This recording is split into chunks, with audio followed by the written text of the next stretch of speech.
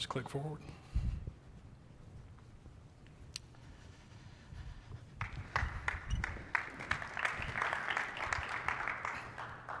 How you doing today? My name is Wooley. I am the manager of educational multimedia production at the Coca-Cola company. And contrary to what it says in your apps, we're going to talk about studio production in an XR world today. This is going to be a little bit more of a show and tell.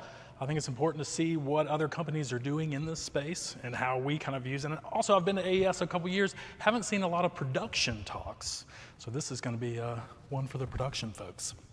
I think we all know, kind of have a great idea of where we want to go in mixed reality. But what can we use now? And if you're like us, you're realizing that that may be a little farther off than you originally planned. But what can you do now to be ready for the future? I want to talk about our experience in XR at Coca-Cola in three ways. So I want to talk about kind of getting started, what we've done in the past. With the Learning Innovation Studio and some of our virtual instructor-led training offerings. I want to talk about what we're doing in that using our current mixed reality assets that we have at Coca-Cola and kind of give you a peek behind the curtain as to what we're working on in the future of virtual reality training at Coca-Cola. So let's get started. At Coca-Cola, I am on the Service Innovation and Performance team, the SIP team. Isn't that cute? Okay. On the SIP team, our mission and vision is up there on the screen, but we are a small but mighty team. We accomplish a lot, wear a lot of different hats, and we accomplish these goals in a variety of different ways through our technical LMS management. We create a plethora of multimedia educational content, training classes. We do onboarding classes at Coca-Cola, a lot of different stuff that we're involved in. But again, I want to focus on our virtual production offerings and how we use mixed reality in there. We began our mixed reality journey on our team in 2022 when we got our hands on some CAD models of our freestyle machines. Y'all have seen the freestyle machines out there. They're the big red machines that you can choose your different Coca-Cola flavors and add stuff to them. The freestyle machines, that's all proprietary Coca-Cola. So it was fairly easy to get these models from our engineers, and we noticed they were very complete models. They were very big models because these were production models. And so figured we could use them in some way, and we kind of started to toy around with it. It wasn't until we came to AES in 2022 in beautiful San Diego that we really got inspired, made some friends, found some great new tools, and we brought that back and really began to experiment with VR training and putting some of these models into live stream production. Again, realized that our where we wanted to be is a little farther off, but what can we do with what we have right now? One of the great parts about my job is that I get to run the Learning Innovation Studio, which is a fantastic professional media creation space that we have at Coca-Cola, on the Coca-Cola campus.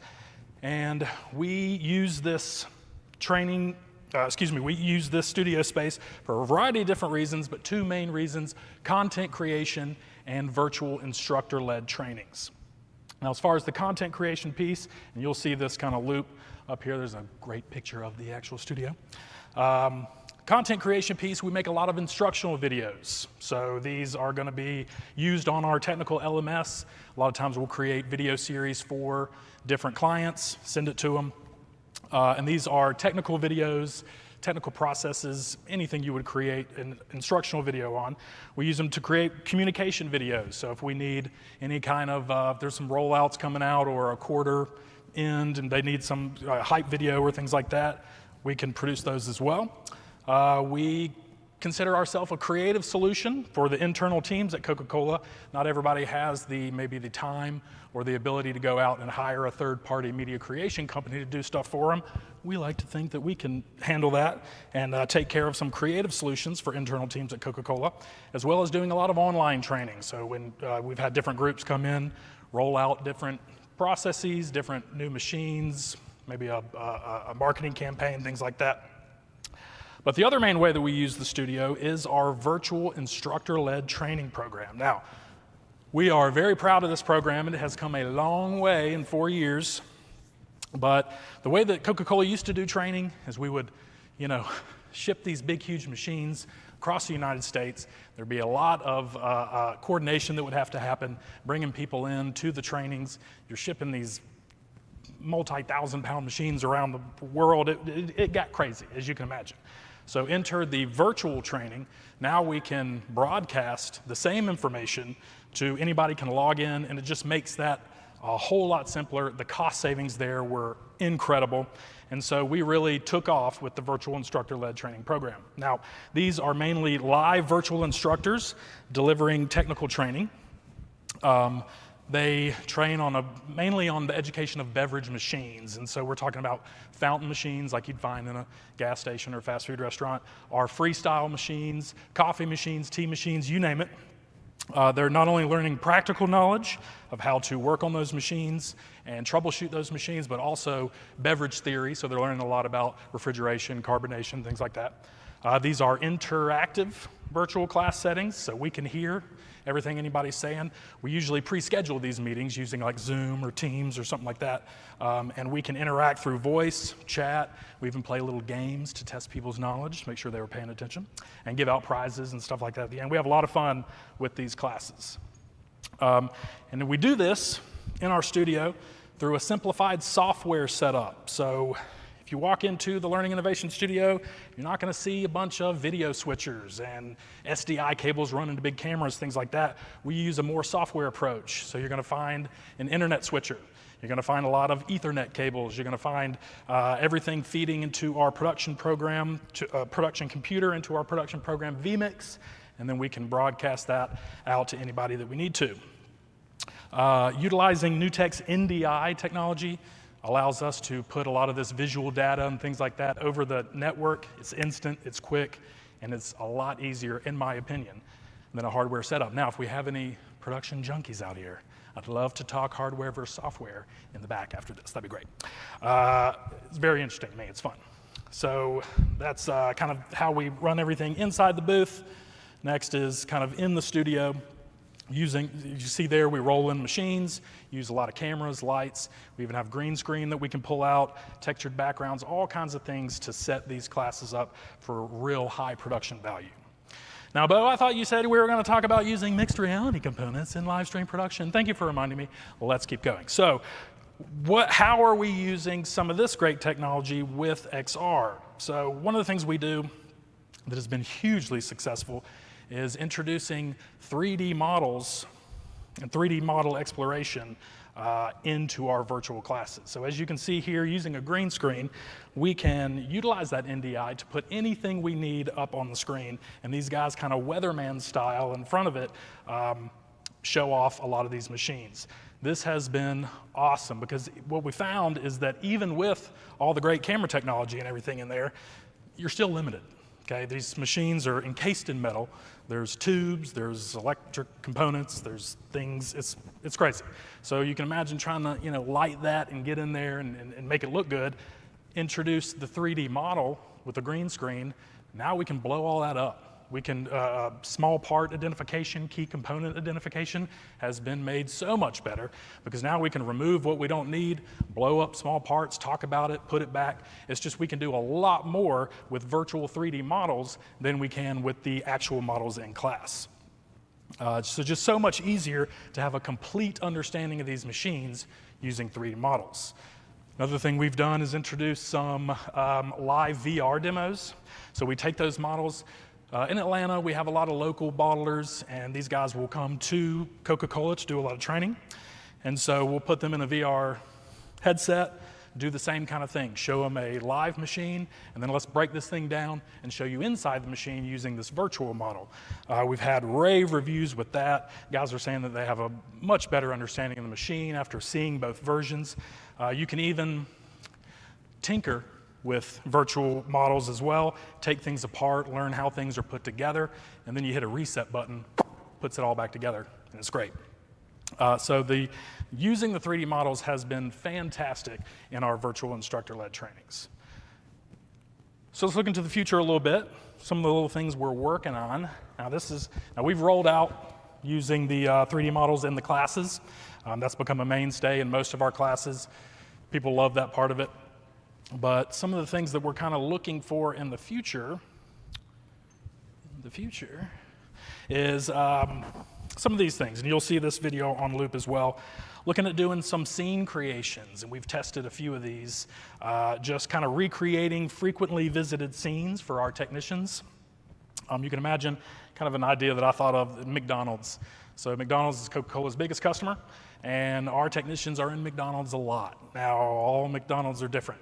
So it's kind of weird going into maybe a space you've never been before, not knowing exactly their setup. Well, now, with scene creation, we can recreate any McDonald's. We can have all of our equipment back there so that our technicians can get a good look of where they're going before they actually go there. One of the things that we've kind of run into, a problem we've seen, is that a lot of our technicians get a lot of on-site training because, you know, there's no space that they can practice before they get there. And so these scene creations are going to really help us out solve that problem to give you a good look at it before you actually get to the location. Doing some virtual walkthroughs. I think there's an example in here of one of the virtual walkthroughs of specific technical processes that we can show people, again, before they go out so that they're knowledgeable about it before they get out into the field. A VR classroom is one of the things we're looking at. Again, been very successful with the virtual instructor-led trainings. Now we want to do some virtual reality instructor-led trainings to where you can put on a headset anywhere in the world, jump into a classroom setting, and check out a machine and learn about our machines in a virtual classroom setting. And then finally, I spoke a little bit about our big XR plans that we all have. Our big XR plan is to do an app development, an all-encompassing training app that has all of our machines, all the beverage theory, everything that we train in our virtual classes in an app to where any bottler and anybody in factories and bottling and anything can throw on a headset and learn in a Coca-Cola design training app. And so that's really what we're going for as well. So, kind of wrapping up, some thoughts to leave you with. First, get prepared. Y'all have heard a lot, in fact, past two speakers, I've talked about what I was going to cover here, which is include your IT teams. We've heard a lot about that, okay? Include your engineers. Get friends with these folks. You're going to use them a lot more than you think you would. Two, go ahead. There are a lot of ways to utilize virtual technologies now, so you can use later when you start to realize your VR dream.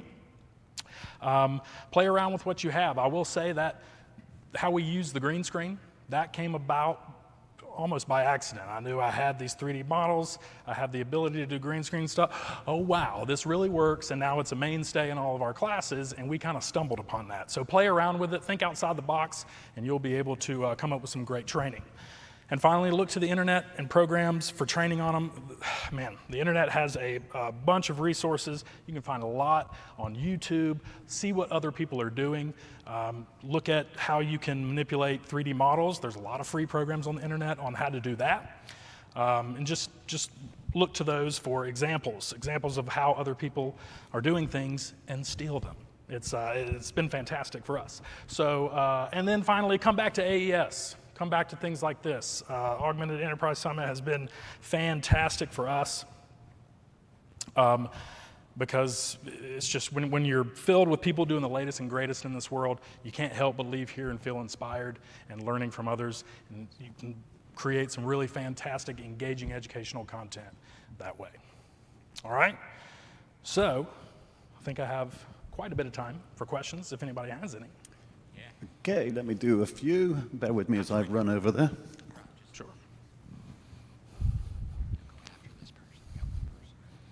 You got it, Mark. That's okay, don't worry. All right, we'll go over to you next. Just introduce yourself. Hey, Bo. Rob Alley with Ryder. And I'm intrigued because we're doing something similar with your virtual instructor-led training. Mm-hmm. So I guess mine's a two-part question. Is that synchronous or asynchronous? In other words, when that training is being delivered, is it live to learners, to remote learners, or have you recorded it, put it in your LMS, and it's accessed later, or both? So we try not to do both. It's all live. So everything's kind of predetermined. We'll set up using Teams, using Zoom, something like that, and it'll be a pre-scheduled meeting that everybody clicks on the link, opens it up, and we're joining that just like another user, except we're broadcasting what we're showing in our cameras. As our camera output is now whatever we're showing. So yeah, everything's live. We don't like to give copies of the classes just because we want people to keep coming back to the other ones. So we use copies of the classes for our trainers to kind of go back, watch their show, see how they can improve, things like that. But we try not to give those out, even though we record them. Okay. Part 2 of the two-part question. How are you gauging whether or not your learners can now transfer that knowledge and skill to the restaurant or to the shop or to wherever they're going? How are they proving competency before they go out? So in the classes, we are using a lot of surveys to gauge how people, their learning activity and how they feel they're going to do going into the field after taking our training. And I know my boss is going to want to be here to show you all kinds of facts and figures. He has them, and they look great. But we are usually relying on some of our service providers and folks like that, some of the bosses in the field, to make sure that their teams are, learning what they're learning in our classes and being able to use that in the field. But usually at the end of our classes, we're just making sure that they listen to the education provided. Again, we play some games, we do some quizzes at the end to make sure that they get it. But as far as on the field training, that kind of goes back into their individual bottling companies and their bosses to make sure that they're doing that. Thanks, Bo. Sure. Can I just ask a question? I'll come over and see you there as well. Talked a lot about VR training. You doing anything or considering AR? So when the people are actually out, being able to speak with a remote assistants and help them there and then, is that something in your roadmap? Sure. You said AI or AR? AR, augmented reality. Yeah. Yes, AR. So we kind of use a mixture of the two, especially when we're doing the live VR demos. It's full pass-through, so you can see the trainer and the virtual machine in front of you, everything. But as far as beyond further than that, not yet. We are looking at all avenues, the AR and VR training, noting that, it would be very helpful to start to develop being able to kind of what a lot of folks do, which is the call-in feature, to where you're able to call in somebody, a technician will be able to put on some glasses, put on something, look at a machine, what am I looking at, call one of our phone techs, gets help through that kind of program. So yeah, we are looking into stuff like that as well. Hi, Alvin Matthew G. Healthcare. I've kind of implemented some of your strategies in our virtual clinical and technical training labs. Just a multi-part question. So when you're doing live training, are you typically broadcasting just to customers or non-customers? And is it normally a solo operation, meaning the one presenting is the one also producing, or do you have a couple people also behind the scenes producing via your mixer and video mixer software? Sure. So yeah, we're doing all the first part of the question. I'm sorry, it is live. I got an answer for that second part. What was the first part of the question? I'm sorry. I already forgot. I already forgot you. It was. If you forgot it too, we're good. We're good. Yeah, it was. No. So is it just a solo person? Is it just a solo person delivering the training, or is there people behind the scenes? We have a team. We have a team delivering the training. So you right now, and again, one of the great things about a software setup is that it can all be controlled by one person. You have a lot of hardware setups. You need a camera operator. You need a lighting operator. You need all these different bodies. With a software setup, you need one guy that can run it, or gal. And so we usually have one producer in the booth and one trainer out in front of the cameras, but that's usually how we run every class. Run it real lean, and it works great. Yeah. Any other questions? I was just going to quickly look on the app to see if there was anything. Is there anything, Bo? One question. Okay, how is mixed reality transforming traditional educational media production, and what are the key advantages over conventional methods? Well, I think some of the key advantages, obviously lie in being able to use things like the chroma technology to really show off, give a more complete understanding of a machine. I think the conventional methods, you know, kind of go back to where we were before we started introducing 3D models into our training, which is just point, camera, and talk, which is very similar to a live demonstration. I think what the introducing mixed reality elements has just taken it a step further. Again, we've got rave reviews from our technicians just going on and on about how they now have just such a better understanding of the machines because they can actually see in them. Again, these things are very notoriously difficult to take apart, and once you take them apart, they're real hard to put back together. And so with the 3D models, now we can do whatever we want to do to learn about that machine in a safe environment, put it back together in a snap. Perfect. Well, I think we'll finish there. It's 4 o'clock, thereabouts. Please be back at 4:45.